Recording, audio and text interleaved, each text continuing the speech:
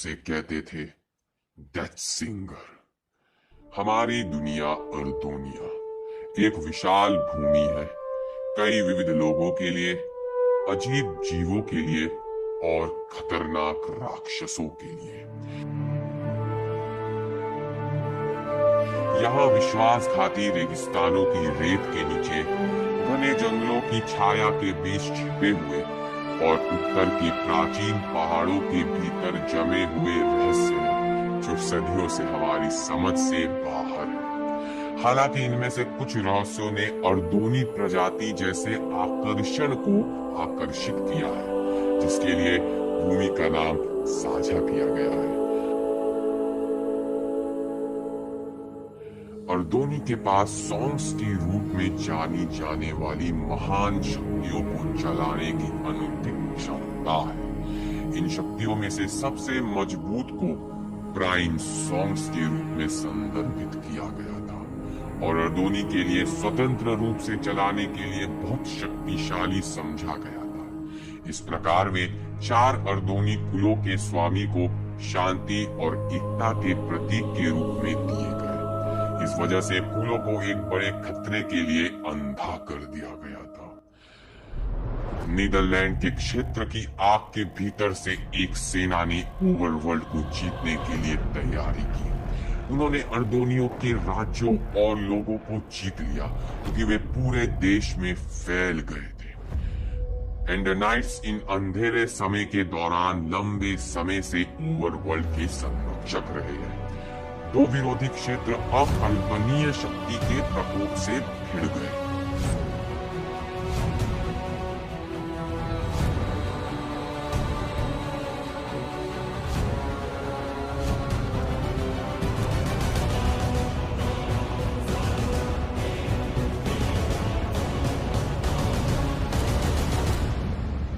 फिर भी नीदरलैंड ने इस आक्रमण के लिए अच्छी तैयारी की थी और यहाँ तक कि प्राचीन एंडरनाइट्स भी उन्हें रोक नहीं पाए।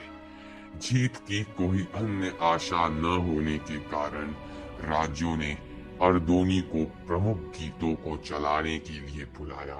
इस इच्छा से कुलों ने सहमति व्यक्त की और यह निर्धारित करने के लिए एक टूर्नामेंट आयोजित किया कि कौन सा अर्दोनी उनका चैंपियन बनेगा और सभी 4 प्रमुख गीतों को संचालन करेगा।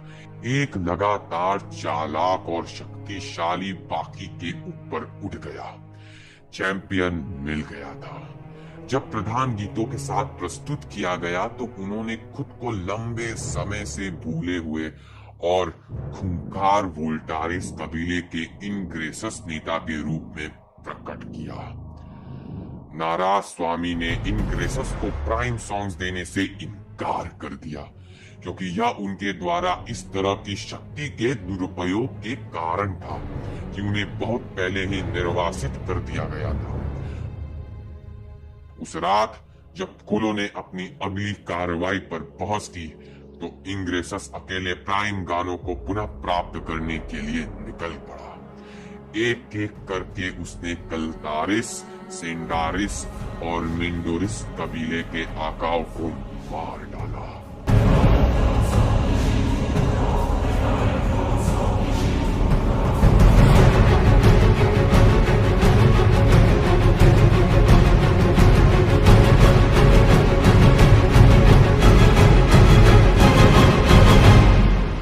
और इन्हीं काले कारणों के कारण वह जाना जाने लगा डेथ सिंगर।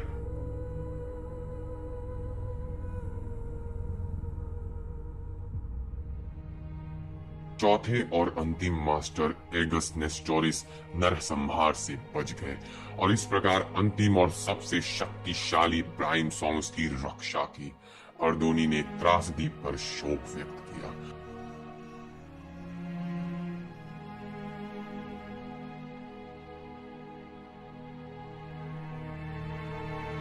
उन्होंने डेथ सिंगर का शिकार करने और उसे अंतिम प्राइम सॉन्ग प्राप्त करने से रोकने की कसम खाई।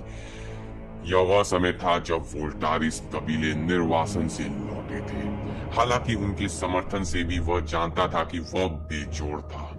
पूरे अर्दोनिया के साथ वह उसका दुश्मन मोड़ने के लिए केवल एक ही जगह थी।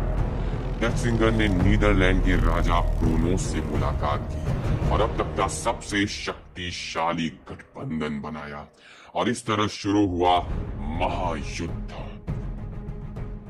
एंडर नाइट्स ने किंग रेंडर के तहत रैली की और नीदरलैंड पर लड़ाई लड़ी। उन्होंने अपनी सेनाओं को फिर से इकट्ठा किया और दोनों कुलों ने अपने पुराने गीतों का संचालन किया। दक्षिण से मैंगनोराइट्स आए थे, पश्चिम से फेलिनास, उसने यह भी कहते हैं वह वहां था।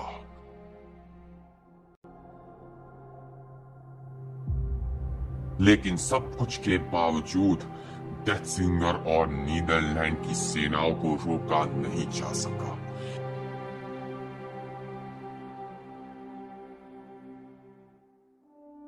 एक युवा अर्दोनी की लड़ाई में शामिल होने के बाद इस संघर्ष का रुख बदल गया। सॉन्ग्स के साथ कुशल अचिलियन नेस्टोरिस एकजुट होने और सेनाओं को जीत की ओर ले जाने में सक्षम थे, जिससे उन्हें एक नाम मिला, टाइडिंगर। उनके नेतृत्व और एंडरनाइट बलों के साथ नीदरलैंड की सेना को वापस नीदरलैंड में पीछे हटने के लिए मजबूर होना पड़ा।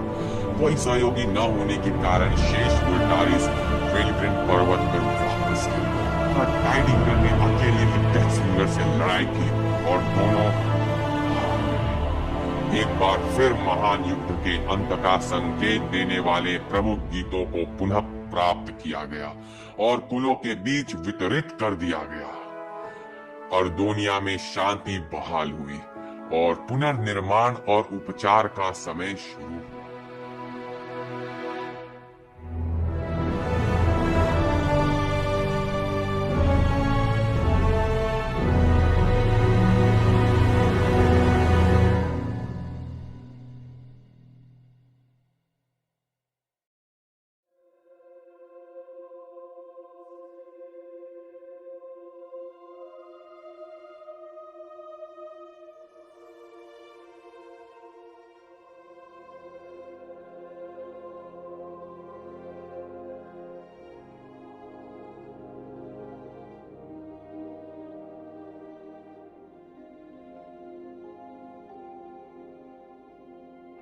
महान युद्ध, समय की 11वीं दीवार। ठीक है हॉकिन, मैं देखने में असफल रहा। हॉकिन हाँ, बिल्कुल बिल्कुल, तो आप देखिए इसका क्या मतलब है थैलस? हॉकिन, तुम सो रहे थे? देखिए ये दीवार कह रही है कि अंतिम युद्ध कहाँ हुआ था। माउंट वेलग्रीन। सही कहा, उन उलझी हुई दीवारों से अधिकांश की किंवदंतियां ये बताने में विफल रहती है कि अंतिम युद्ध पर्वत की चोटी पर हुआ था। ठीक है, तो इसका क्या मतलब है? मैंने माउंट वेलग्रीन की चोटी पर किसी के होने की अफवाह सुनी है और अपने गांव का सबसे बड़ा विद्वान होने के नाते मैं उन अफवाहों की जांच करने के लिए जासूस को भी भेज चुका हूँ 1 हफ्ते पहले। और उनका क्या कहना था? कोई भी नहीं, कोई नहीं लौटा। आपको ऐसा क्यों लगता है? मेरा मतलब था कि कौन है वहां? वोल्टारिस, थेलियस वोल्टारिस। तुमको लगता है कि वोल्टारिस माउंट वेलग्रीन पर है? बिल्कुल, मुझे पता है कि जब से महान युद्ध समाप्त हुआ है तब से आप वोल्टारिस का शिकार कर रहे हैं, इसलिए मैं आपको इसके बारे में सूचित करने के लिए यहाँ आया हूँ। कई साल हो गए जब मैंने वोल्टारिस की राह खो दी। ये माउंट वेलग्रीन पहाड़ चढ़ना और मुझे खुद देखना है।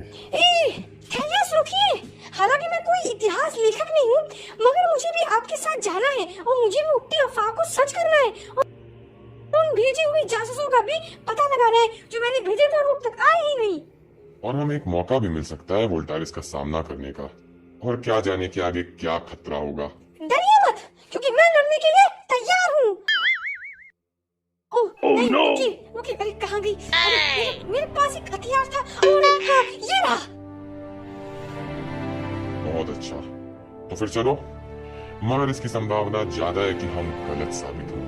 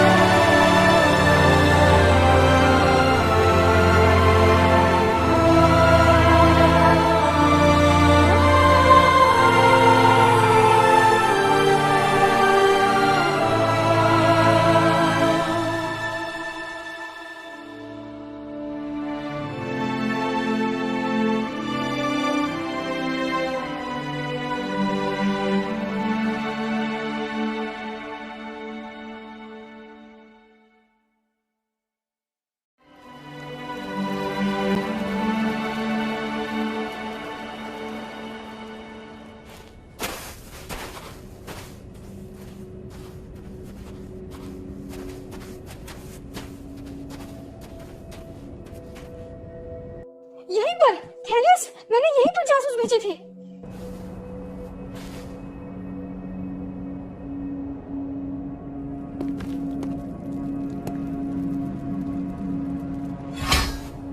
कोई यहाँ था। हाल ही में मुझे उनका सामान यहाँ मिला है। कितना अजीब है, वे अपना सामान क्यों छोड़ेंगे कि कोई भी उनका सामान आसानी से ले जा सके? क्योंकि वे यहाँ से गए ही नहीं।